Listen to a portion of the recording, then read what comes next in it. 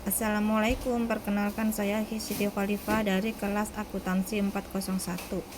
Alasan saya memilih topik essay ini karena saya tertarik terhadap penghindaran pajak yang sering dilakukan oleh beberapa perusahaan di Indonesia dan apa saja faktor-faktor yang terjadi sehingga menyebabkan perusahaan melakukan penghindaran pajak.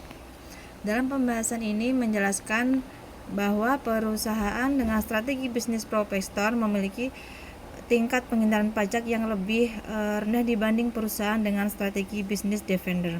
Pada perusahaan yang menggunakan strategi bisnis prospektor akan lebih berfokus pada pengembangan produk dan inovasi, sedangkan pada perusahaan dengan strategi bisnis defender lebih berfokus pada efisiensi yang termasuk pengurangan beban pajak sehingga tingkat penghindaran pajak semakin tinggi.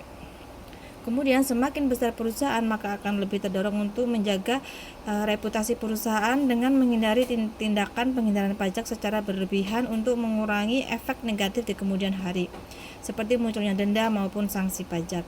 Namun demikian, komite audit, proporsi komisaris independen, kepemilikan institusional, serta beban pajak tangguhan tidak memiliki pengaruh terhadap penghindaran pajak.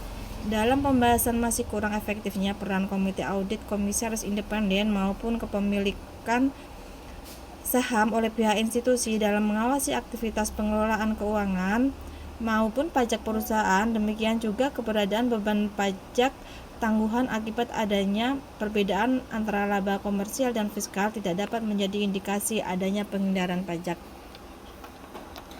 Pesan atau kontribusi dari saya adalah selama perusahaan masih mampu untuk menghasilkan laba, seharusnya perusahaan tidak perlu melakukan praktik penghindaran pajak.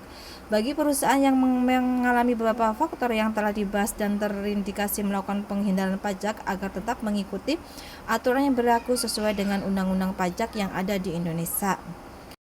Demikian presentasi essay dari saya. Terima kasih.